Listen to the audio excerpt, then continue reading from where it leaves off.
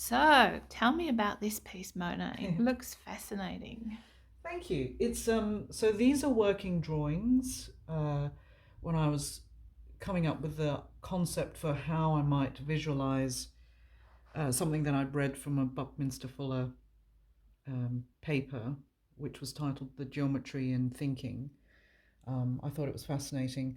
There's a group of physicists who believe that the space vacuum is not actually empty or a vacuum, um, and they call it the ether. So the whole idea is that consciousness or thought starts to manifest in a geometric way, and then it's matter coming out of the ether from the geometry of that. So so here we've got the actual main piece that I'm working on currently. It's a mixed media piece, pastels and charcoal. And I started off with first scoring the lines, scoring the geometric lines into the paper, and then making them visible from laying down the color um, gradually using layers of pastel. Um, yeah. So, but that's the idea behind this one. That's amazing. So, today we're going to be talking to Mona Choo, who is an artist, not just an artist, an extraordinary artist. We're going to be talking to her about her spiritual journey, and we're going to be asking her a few questions about that and seeing some video footage of her art, which is absolutely incredible. Thank you. Hello, Mona. Welcome. Hello, Angie. Hello, Michael. How are you? Hi. Very well, thank you, and thank you for having me on this interview. So, Thank yeah, it's a you. great honor. So our first question is, do you feel you have been guided throughout your life? Are you aware of spiritual unseen guides that are assisting you on your life journey?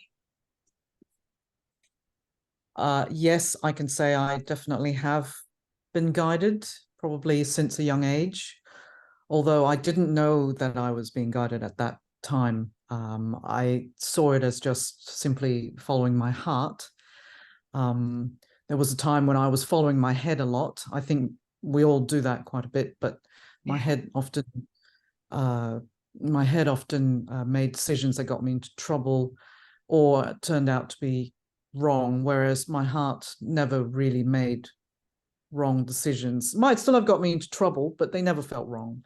So now I realize that listening to my heart was really just actually tuning into my higher self and to my guides. So that's how I know. That's wonderful. I think sometimes when we're younger, we don't realize that we are being guided. Exactly. Our next question is, how much does gratitude play in your life? Not enough. I think, having said that, though, I think yeah, I think we also need to strike a balance between being grateful for the wonderful things in life and also being grateful for the lessons that we're learning all the time. Yes. With kind of also sort of understanding, it's all very well to just be grateful all the time, but then I feel that sometimes that also could lead to complacency, rather than sort of thinking, okay, what exactly am I grateful for? And is it leading me to not see all the ugly things or all the bad things that need to be changed or that can't be ignored? Does that make sense? Yes. Yeah. We still have to Yeah. acknowledge those, but we Yes. can put So being grateful on the top. would you say that Yes. gratefulness or gratitude is a dynamic process rather than a passive process? Absolutely. Yes. Yes. Yeah. It's two sides, of the same thing, isn't it? So, what were the circumstances that led you to believe that you had a gift that perhaps others didn't have? Did you find it difficult to believe you had a gift or an ability? And is there one or a number of people that have played a major role in developing your gifts? Mm. Not just I art, but in other things as well. Yes. Yes, I sort of took the word gift to mean, essentially, yeah, I mean, I guess everybody has a different definition of gift, which is why I do feel that I don't have a gift that others don't have, because I do believe that we are all gifted. Most people don't know that, though. They've either forgotten or they don't believe that they are gifted. I think if we're here on Earth, then we have a gift. So that's how I feel about it's a big part of being here in this human form. It's to come to that realization and to awaken to that knowledge that we are all gifted in some way. I've heard it said that we are here to experience our gift and then to give it. And I think that's why we may sometimes think we have a gift but don't know how to actually gift it or express it. That'd be fair to yes, say. that's absolutely true. Yeah. Yeah. And how the circumstances that led me to, well, I wouldn't say that led me to believing that I had a gift, but more that led me to open my eyes, was when I was 25 and I was living in Singapore at the time. And I was guided towards this lady who was from the Pacific Islands, and she ran a whole bunch of workshops and courses which were called Pathways to Wholeness, which is a very odd thing to have in Singapore at the time. I mean, we're talking 25 years ago, but and it doesn't even exist there anymore. She left Singapore probably about 3 or 4 years after this workshop. But in that time, myself and a group of people subscribed to this workshop that she had with her partner, and it was transformative. It was really life-changing.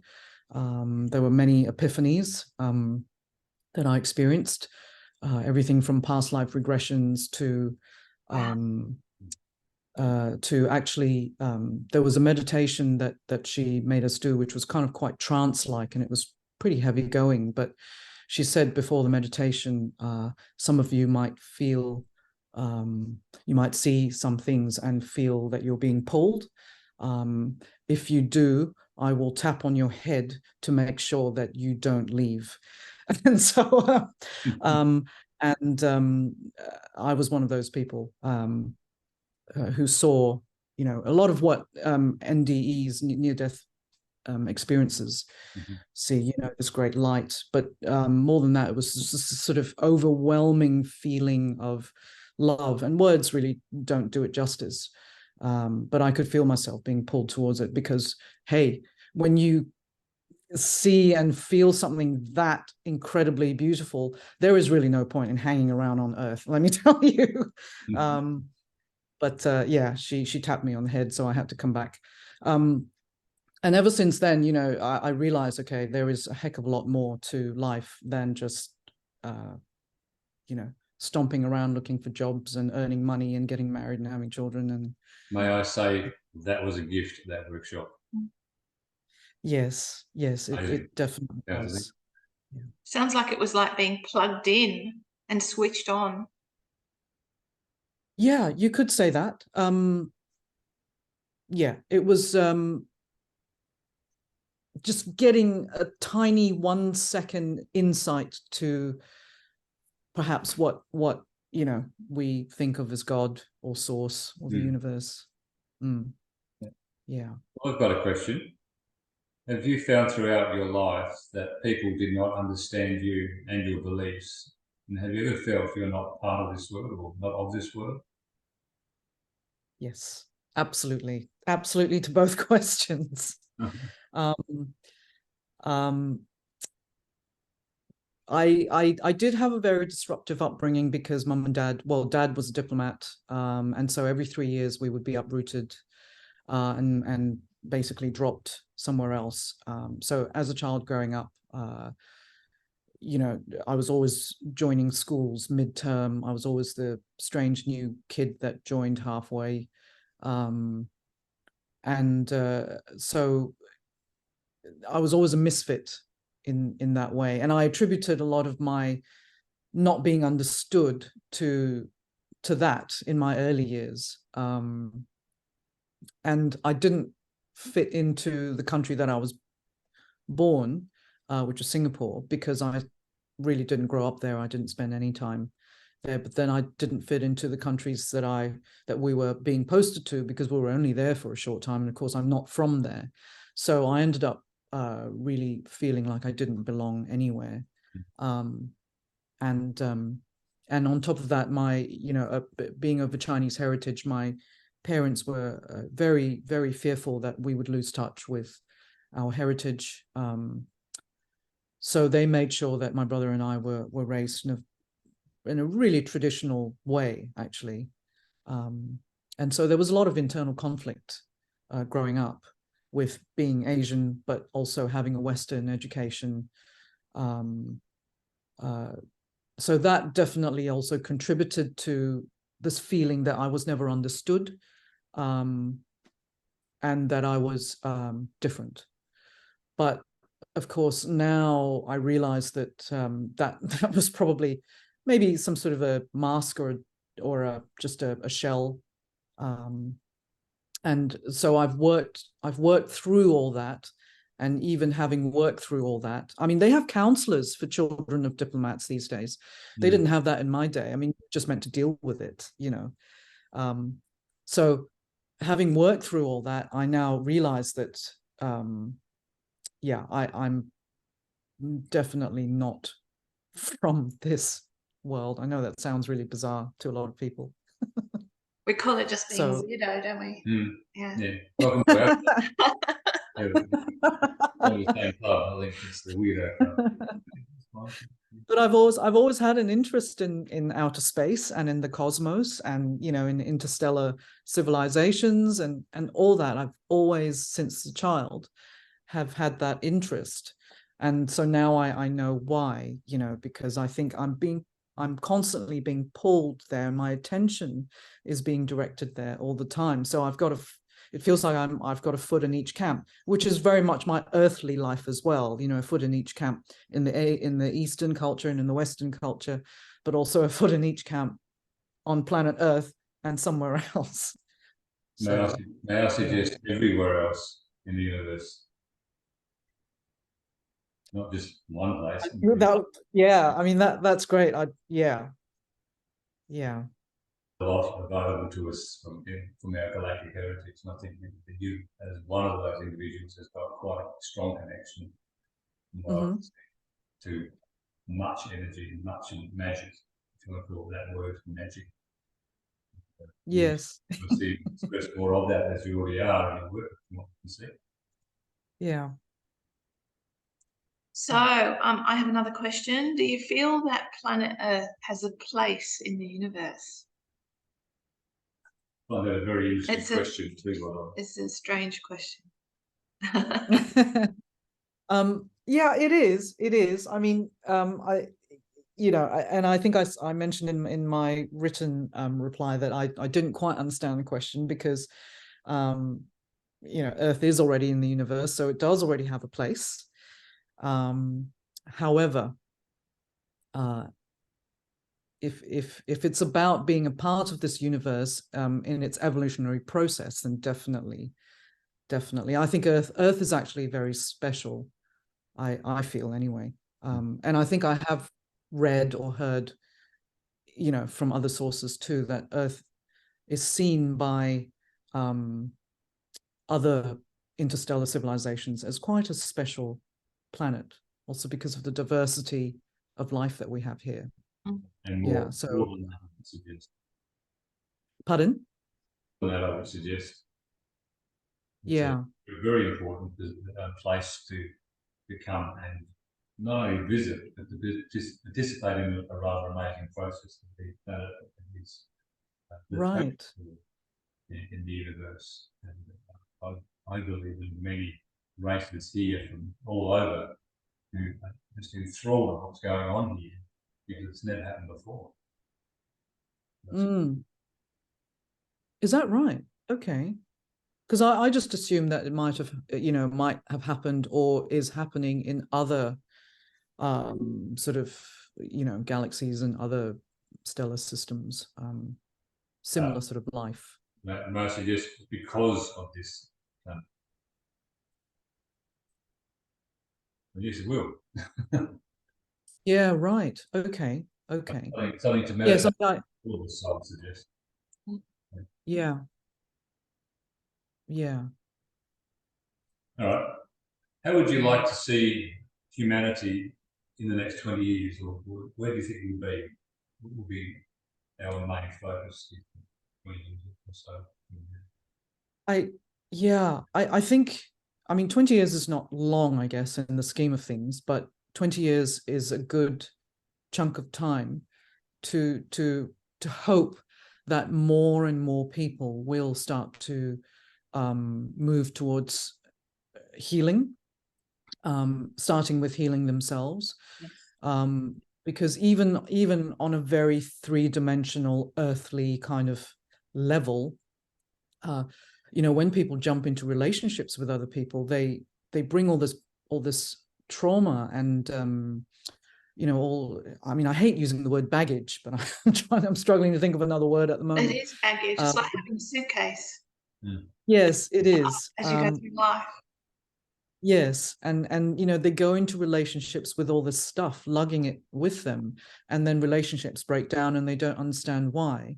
And really, it's so important for people to, just turn the lens back on themselves and think, okay, what are my wounds that I really need to sort out and to heal, which will then actually impact and greatly improve my relationship with everybody, with everyone else on this planet, so that would really be what I'd love to see, people healing themselves, because it's only when they heal themselves that they can really move on and evolve and be the best version of themselves.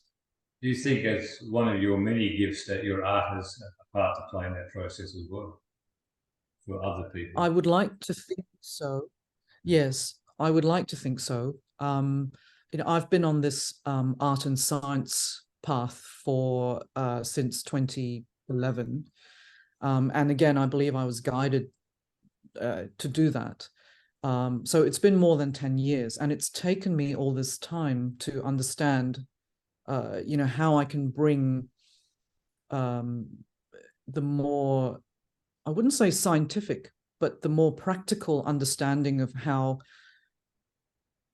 we work, how the universe works, with through frequencies and vibrations and energies, and incorporate that into my art, so that I can actually try and create art that when people come into contact with it, there is not only an intellectual kind of shift, there is not only a consciousness shift and a consciousness epiphany, but what I'm hoping is that I can create art that can actually energetically also shift people. Yeah. What is your greatest joy?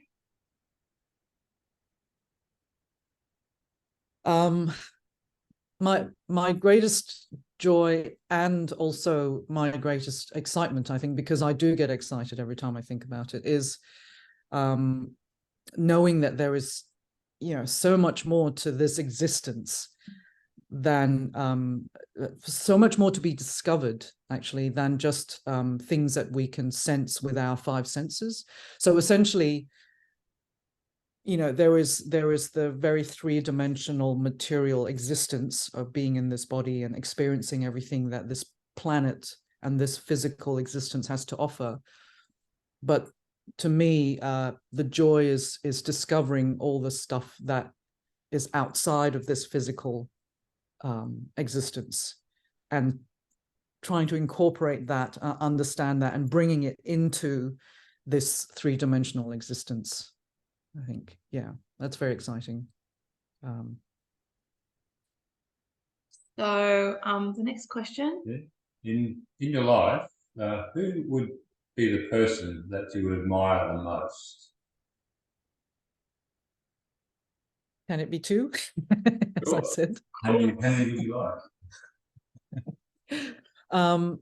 Yeah, I would have to say my mother and my husband. My mother, because she really, for a woman of her time, having been born and into the time when the Japanese were occupying Singapore, it was not an easy time. Also, she's one of 7, and women, in particular Chinese women of that era, were really not given a lot of opportunities in life. You know, they were just meant to be sort of servants, if you like, until they were married off.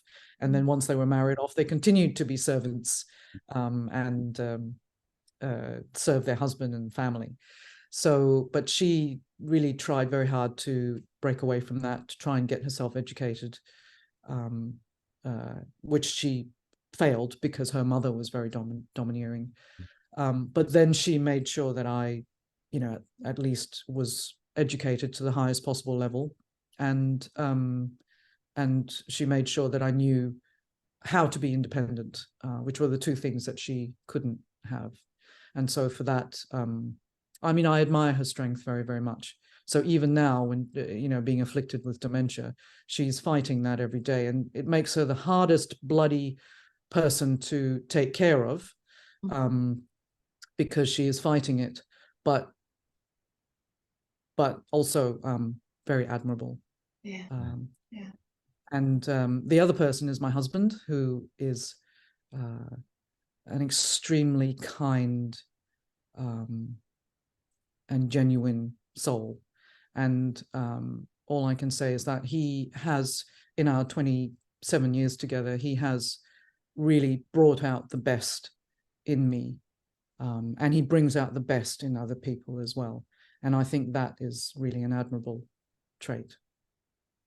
Yeah. That's wonderful. You're a beautiful soul as well. Yeah. Oh, thank you. Thank you very much. I know. I think I do sometimes bring out the worst, certainly in my mother. I don't know if that's what you're doing, but anyway, it may seem. Just going back to your education, and you mentioning how your mother educated you, do you think not being educated within the normal system has expanded your way of thinking, and that's where that's the reason why you are where you are today in the way that you think? Yes, definitely. It has contributed, I think, to an expansive view of life, because in a way I had to be that. When you can't conform and you are going down this unconventional path, you know, growing up as a child, I mean, you know, if all your friends are stuck in one place until they grow up, and you know, and they haven't been thrown from school to school every 2 or 3 years, all that sort of stuff, you are forced to consider why this is happening to you, and also how to make the best of it. At a certain point, you just stop feeling sorry for yourself, and you stop thinking, well, I don't like this, and you start thinking, well, I've just got to get on with it. How is the best way to deal with this? And then you get to a point where it's about, how can I take the best out of my situation, and make it work for me. Yeah. So that certainly has helped to expand how I think about life, and also how I go about life and how I go about my relationships with people as well. Yeah. So, what do we have here, Mona? This looks fascinating. So this is the other piece that I'm currently working on. That's why it's kind of randomly placed on this piece of paper at the moment. It's a private commission, and it's made out of blocks and cubes and semicircles of resin. They're all pretty much abstract at the moment, but I like to call them my mini universes in a cube, because that's what they look like. They look like little mini galaxies in each one. They do. Yeah, or you could sort of consider it as many little abstract paintings put together. The colours are amazing. Yeah. Yeah, the colours are, they're very, very bright, and also the shapes and the patterns that you can see in each individual one. It's really quite an exercise in surprise and delight, I think, when you start to look into each individual piece. So that's the whole idea, really. Each one's completely unique. That's right. Yes. Yes. So this has actually sparked off another new idea that I'm hoping to move into gradually, which is to create three-dimensional abstract paintings.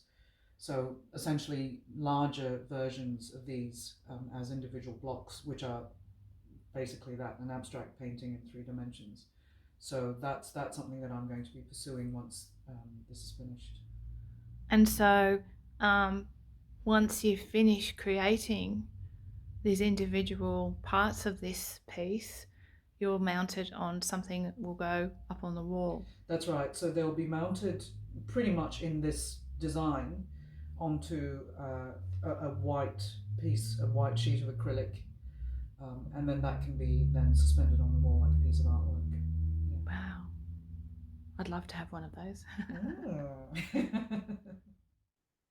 Okay, so the last question we have for you is, if you could talk to someone that you have not been able to talk to, who would that be and what would you say? So that includes people that have passed over and people that are still here.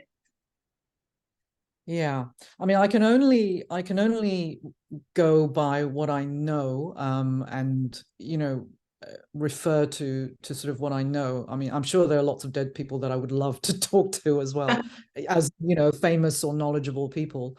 But currently, in the present, the person that I would love to really talk to is a physicist called Nassim Haramein, who really only in the last 2 months has published quite an important scientific paper on the origins of mass and the nature of reality. And he's been working on this for 30 years, and he is also a very unconventional person, which is why he's been pretty much sidelined by the mainstream scientific community.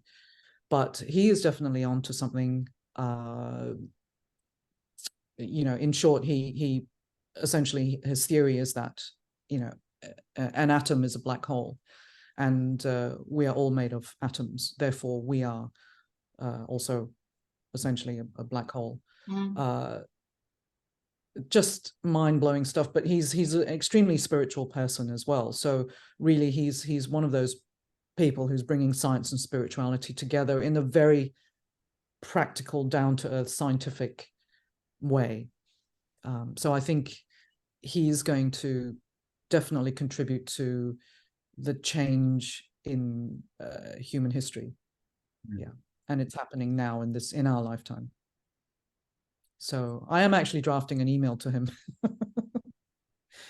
Yeah, that will be interesting to see what his reply is. Yes, and I would really like to be able to collaborate with him as well, and therefore to be able to create art with input from his work, whether or not I certainly hope so, Michael. I really, really hope so. Yes. We need to do a follow-up interview when you get a reply after that. Yeah, fingers crossed that he will say yes. And I mean, he's extremely open, and he is making his work and his paper and his technology open to the public, because he's understanding that, you know, he can't. This is not something that can be privatized, because once it's privatized or patented, that's it. We'll never see the light of day. This scientific discovery that he's made is going to change the world in the form of energy, so free energy. Yeah. So we need to all get behind him on that, I think. I'm sure that this interview will lead a lot of people to looking into what that's all about. And yes, hopefully your art as well. yes, and your amazing art too. And thank you. It is incredible, absolutely incredible. Yeah. And you've got a website? I do. It's just monachoo.com.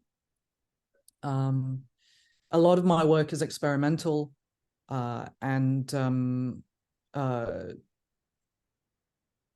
they are essentially concepts that I'm trying to communicate.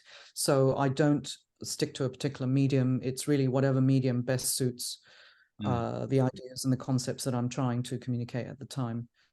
But it is moving more towards wanting the art to not just be something passive that people look at, but more,